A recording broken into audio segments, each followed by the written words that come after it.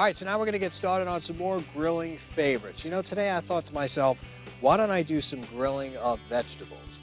I know I'm such a steak connoisseur, and we will be doing steak today. We're going to be doing the ribeye and New York strip on there with a little bit of a different dry rub.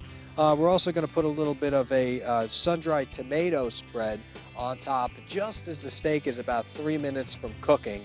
But to get started right now, let's talk about some ingredients that we got with vegetables. We have a bunch of vegetables that I sliced up ahead of time, but I want to talk to you about the way of cutting them, the proper way of cutting them, because if you cut them too thin, they burn, and if you cut them too thick, they never cook. I love you. If you don't season them right, they get charred and dry.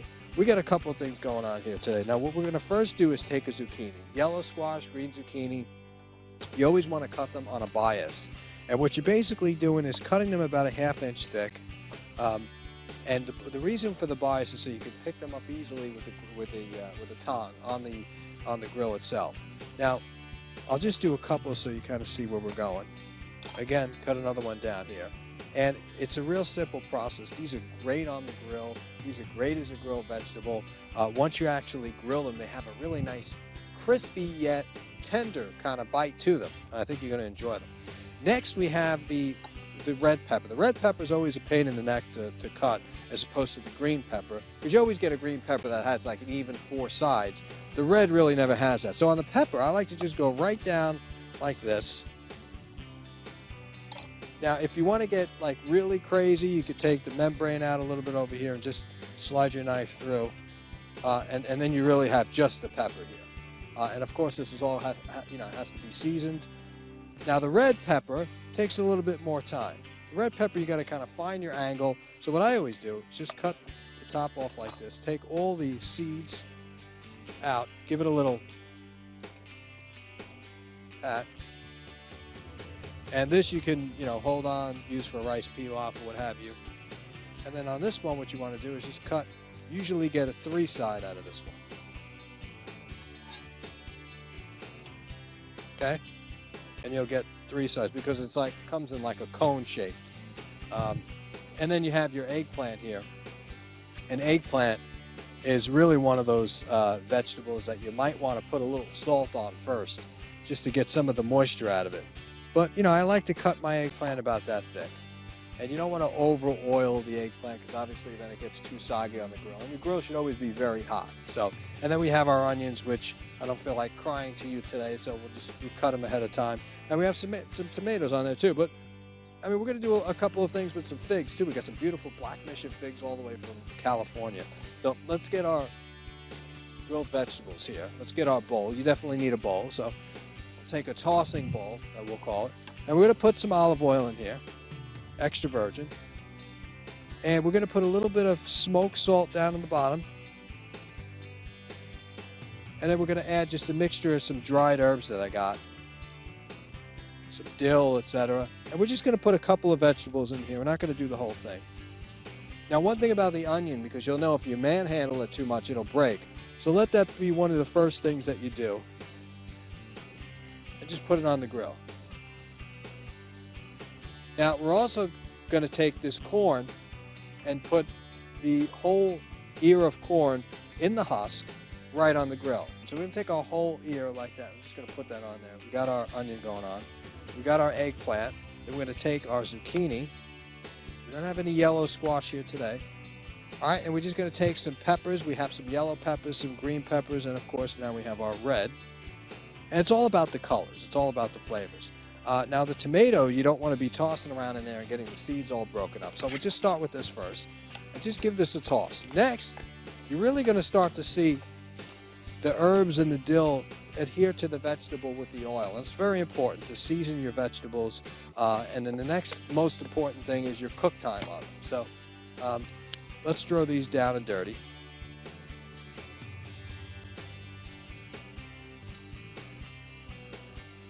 All right.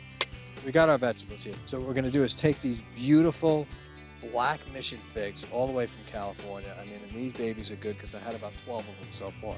And you may not be accustomed to grilling figs, but these are great. They're even better with mascarpone cheese. And if I had some time, I might take some of this great bacon, wrap it around the fig, and put it in the oven. So There's a lot of things you can do, even the truffle honey, taking truffle honey and putting it over as well. So we're just going to take another black mission fig. All right, then we'll take our black mission figs, try to make some room here. Actually, turn around our ear of corn, you can see it getting nice grill marks already. And we're going to put our figs cut side down. Now, figs are really good when they're warm. If you notice, there's a lot of really good appetizers. It's usually mascarpone cheese and figs that really go hand in hand. Now, finally, our tomatoes. Now, our tomatoes have to go right on the grill. What you don't want to do is mix them in a bowl, toss them around like I just did with the vegetables. You want to just take your tomato, put it down, season it a little bit, put some olive oil on a spoon,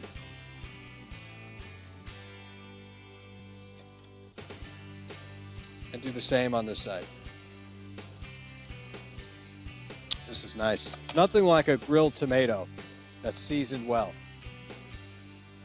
So now while our vegetables are cooking, what we're going to do is make another dish here.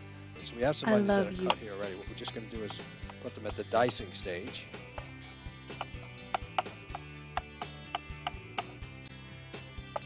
And we're going to add them right in this pan with a little bit of oil.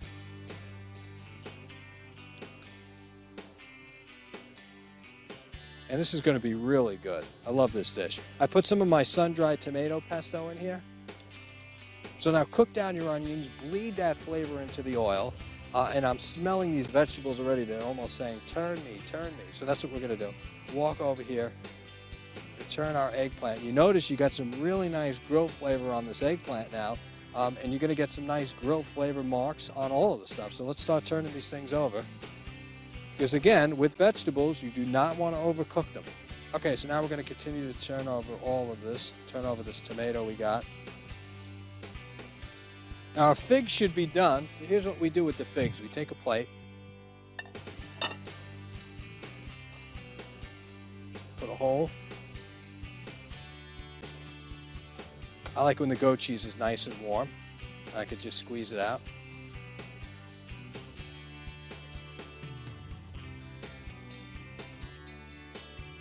All right, now we have our goat cheese down. Take your figs. You don't want to go too long on the figs because then they lose their structure. And you can see that we got incredible grill marks on the figs. It goes right on top of the goat cheese. All right, that's your figs, that's your goat cheese, that's done. Take a little bit of your smoked salt, just as a finishing salt, and put it on top.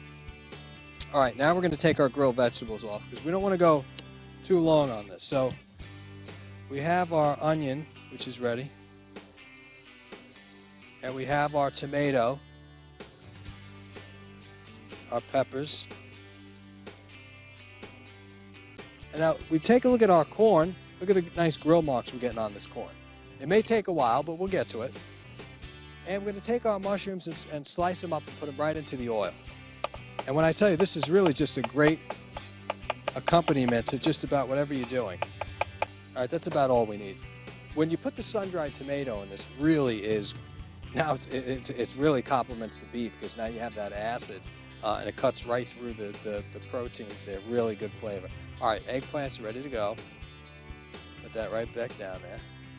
Now, I talked about I have a dry herbed situation here where we're going to put, we have some fresh thyme, some oregano, dehydrated onion, dehydrated garlic. I don't really get into any dried spices unless it's usually like a rub on beef. And we'll put a little bit of smoked salt. Just put some oil. And you want to flip the steak over. Wow, that rub is insane. It really is. Put some more seasoning on there. And that smoked salt. And be sure to oil your steak so that it doesn't burn your dry seasoning on there, because that's what will happen. You'll put a dry seasoning on there and it'll hit that hot surface and it'll end up burning, being like charred and disgusting. It'll work against you totally.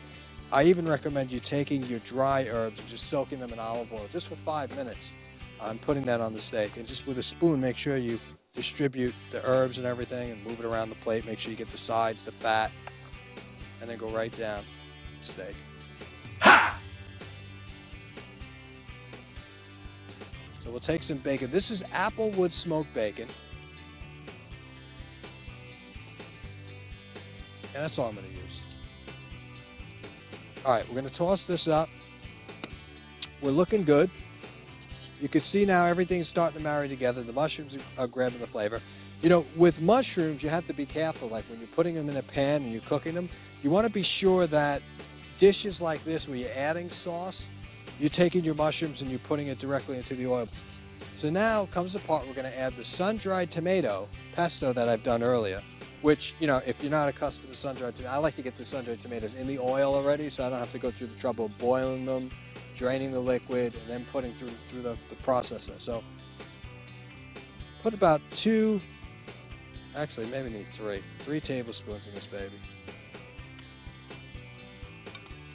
Wow, man, you could smell this already. All right, now remember when you're turning your steak over, you don't want to crisscross the one side yet. You want to turn the side over and get them even parallel marks before you do the whole crisscrossing thing. Take our bacon. This, you know, the dill, the dried dill that we put in here, really, I mean, you know you're grilling good and it's seasoned good because when the vapors, actually, you breathe the vapors and you can taste them. Yeah.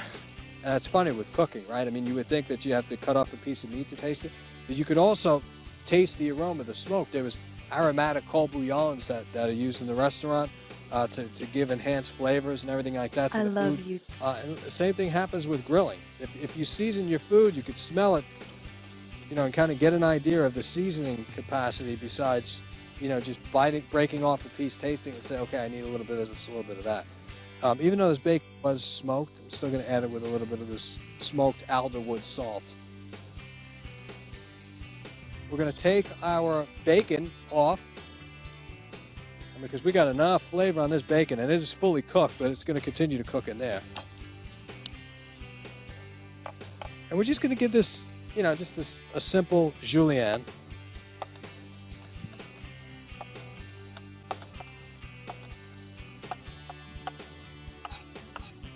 And we want chunks of bacon in there, and we're going to throw them right in the sauce.